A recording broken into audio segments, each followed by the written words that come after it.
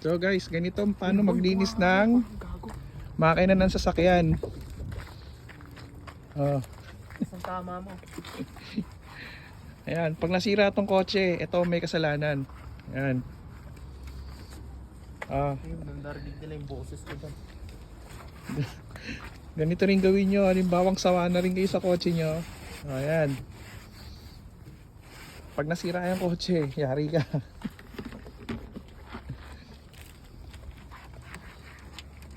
Kaya maglinis ng makina ng sasakyan. Itong anak ko, si Rani ko yan eh. Ay, Oh, kita mo? may sira na oh. Yari ka. Oh, si Rani ko. Sira na. Ano yan?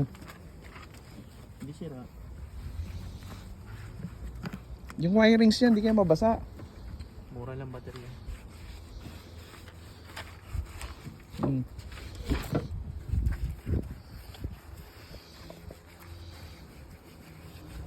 Ganyan daw maglinis ng makina.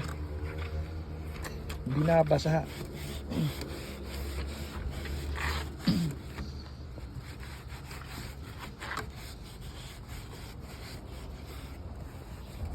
Pagit.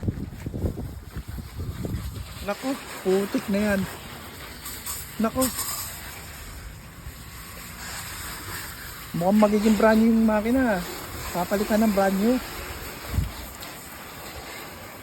Ganyan daw maglinis ng makina.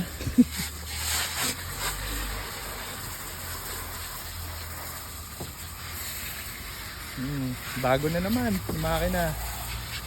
Palit makina ka talaga. Oh, yari ka. Di ba? Sa'yo naman yan.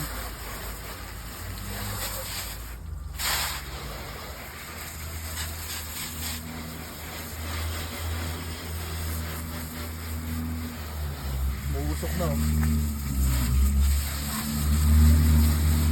Hindi kaya mabasa yung fuse box yan.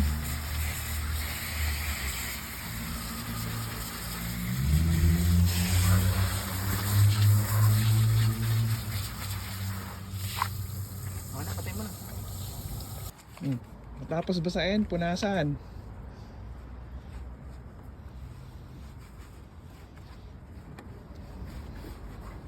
Okay na yan. So, bakit may plastic to? Anong purpose ng plastic na yan?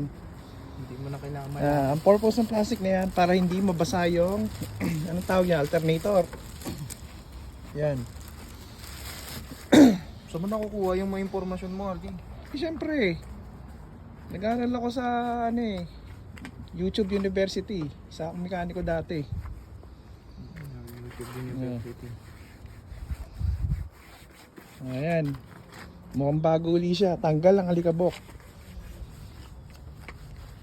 Tanggal ang makina mo.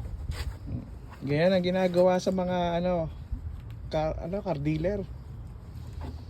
So, kapag pag yung sasakyan madumi na, pinapakintab lang yung makina para magmukhang bago uli. Ayan. Hindi makintab na naman siya. Nawala ang alikabok.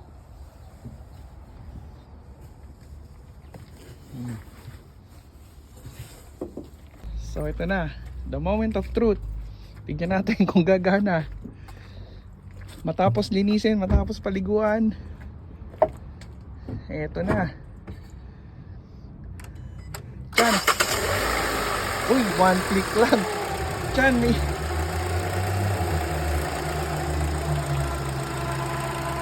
Naku, sablay. Nagloko na.